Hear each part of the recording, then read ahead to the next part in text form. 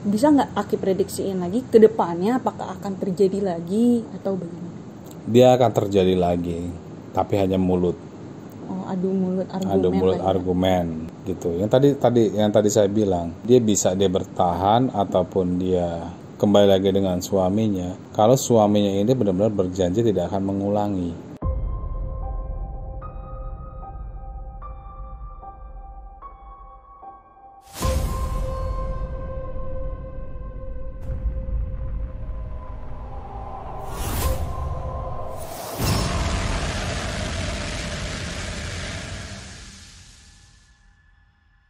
Assalamualaikum warahmatullahi wabarakatuh. Kembali lagi di channel Jejak Gentala. Di sini bersama saya dengan Hendar dan Gus Ali.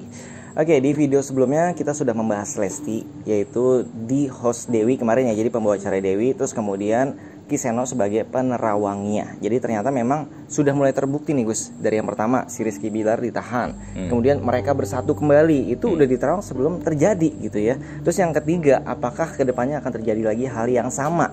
Nah, bagi sobat yang penasaran, simak aja dulu video sebelumnya. Oke, jadi di sini Gus yang ingin saya yang saya pertanyakan ini, saya di sini buat nerawang apa buat hanya apa nih ibaratnya? Di sini kita ngegosip. Oh, gosip. Oh enggak. Jadi di sini saya ingin membahas tentang kayaknya si Lesti ini punya sebuah ilmu yang luar biasa buat saya. Karena nggak semua orang punya ilmu ini gitu. Nah, saya nggak tahu ini namanya ilmu apa, tapi saya seperti mendapatkan sesuatu hal yang tersirat lah hikmahnya. Makanya di sini saya ingin tanyakan ke Gus Ali. Oke, kita mulai aja dari yang pertama. Di saat kejadian tersebut KDRT, otomatis Lestinya pun tersiksa dong secara batin karena dia dilukai oleh suaminya sendiri. Terus kemudian Lesti mengumpulkan kekuatan, dia otomatis dari semua kemampuan dia lah untuk melaporkan pada pihak polisi. Itu kan menghabiskan yang uang, tenaga segala macam pastinya kan, pikiran gitu. Sampai akhirnya dia memutuskan untuk melaporkan Bilar. Itu aja udah perjuangan Gus. Nah kemudian setelah dilaporkan ternyata mungkin ya Bilarnya juga minta maaf mungkin ya, saya juga kurang update sebenarnya, tapi ujung-ujungnya Lesti ini bisa menerima kembali. Jadi dari mencabut laporan sesuatu hal yang berat lagi, karena itu kan tanggung jawab Lesti. Di saat dia cabut ternyata hal serupa terjadi, kena mental takutnya kan gitu. Nah ternyata Lestinya bisa untuk mencabut laporan sehingga mereka bisa bersatu kembali. Nah ternyata setelah bersatu kembali saya pikir masalah selesai. Ternyata enggak, yaitu satu netizen ngebully si Lestinya Gus. Nah tapi yang saya lihat di sini Lesti karirnya masih bagus aja. Jadi di panggung pun terakhir tuh sama si Betran kalau nggak salah ya, satu panggung saya lihat juga mukanya juga kayak bersinar-sinar, berseri gitu, kayak nggak ada masalah. Padahal yang hujat satu netizen, bahkan teman-temannya artis juga banyak yang menghujat. Nah kalau saya pribadi jadi seorang Lesti nggak akan kuat, bisa kena mental, bisa depresi mungkin ya. Jadi harus gimana pun kadang bingung. Nah tapi si Lesti hidupnya saya lihat ya dari kacamata saya tuh normal, kayak bisa menerima semua gitu. Nah berarti kan ada sesuatu pada Lesti ini. Nah menurut pandangan Gus Ali sebenarnya apa sih yang dijalani oleh Lesti bisa menerima semua keadaan ini? Ya yang pertama saya salut gitu, hebat gitu. Seluruh Indonesia kan menghujat dia berarti kan setelah dia balikan dengan suaminya sendiri. Bilar itu dengan suami. Yang pertama itu saya bikin kagum gitu. Di sini kagumnya itu karena dia menerapkan welas asihnya. Welas asih itu kasih sayangnya. Yang kalau di Sunda kan welas asih. Kalau kita di Al-Qur'an Bismillahirrahmanirrahim. Kasih sayang gitu. Iya, kasih sayang. Tetap di sini kan sifat manusia kan mempunyai hal-hal yang negatif di dalam diri kan ada 3, ada sifat sirik, dengki dan hilap. Mungkin Bilar ini kondisi mungkin lagi hilap. Nah itu. Jadi ya wajar aja, ibaratnya Lesti ini memaafkan suaminya Bilar ini. Kalau saya Gus, di saat saya punya YouTube juga ya. Padahal yang nonton banyak, yang like juga saya lihat 90% lebih gitu ya. Tapi kan kadang ada satu komentar yang kayak nyubit saya dikit gitu ya, bilang, oh ini mah videonya bohong atau video apa. Sedangkan saya dengan Gus Ali udah pernah ya, kita masang antena susah payah ya hasilnya ya. Dan itu real, kita benar-benar instalasi. Kadang netizen kan mulutnya sakit gitu Gus, nancep gitu ya kalau ngomong. Nah itu aja saya kesel gitu, bahwa ini kalau ketemu orangnya saya jitak gitu kan.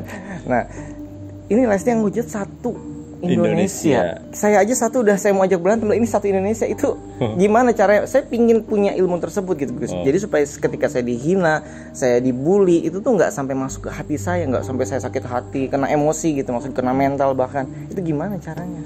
Yang pertama saya di sini posisinya saya belum pernah ya dihujat yang benar-benar seluruh Indonesia ya.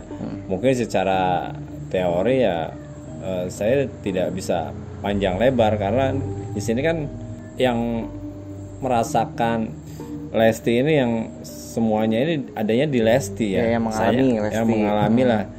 Saya yang ngasih pendapat aja tentang di sini keilmuan. Jadi yang menerapkan di Lesti ini yang saya lihat Bismillahirrahmanirrahim, kasih sayang.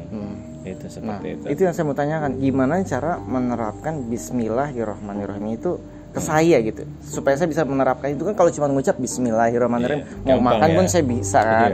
Nah cuman gimana cara menerapkannya itu Gus? Memang berat sih itu. Bismillahirrahmanirrahim itu memang sangat berat, sangat berat. Saya pun sebagai seorang spiritual ya udah kenyang ibaratnya tentang kehidupan. Menjalani Bismillahirrahmanirrahim itu tidak gampang.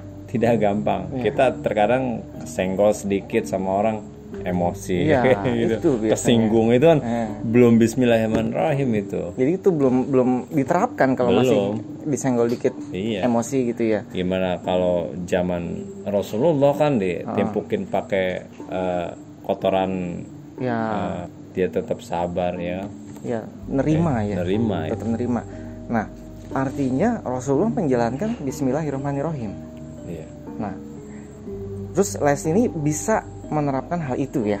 Jadi contoh gambarannya gitu ya. Iya. Nah, itu kan saya nggak tahu juga sih backgroundnya Lesti apa ya sehingga dia bisa menerapkan hal itu. Nah, misalkan saya pingin belajar menerapkan Bismillahirrahmanirrahim. Tahapannya mulai dari mana nih Gus? Ya di sini kita harus mempunyai keyakinan. Tahapan pertama keyakinan kita kepada Allah. Menjalankan semua perintahnya, menjauhi semua larangannya. Itu yang paling utama. Yang kedua? Yang kedua yang kita jalankan keikhlasan.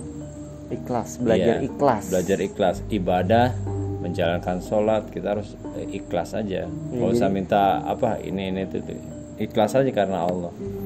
Secara teori ya. Cuman kalau ikhlas kan, udah sholat, gue udah begini, udah puasa, kok doa gue belum dikabulin ya gitu kan. Itu berarti jatuhnya nggak ikhlas gitu. Ya. Karena ya paham. Terus yang ketiga ya kepasrahan.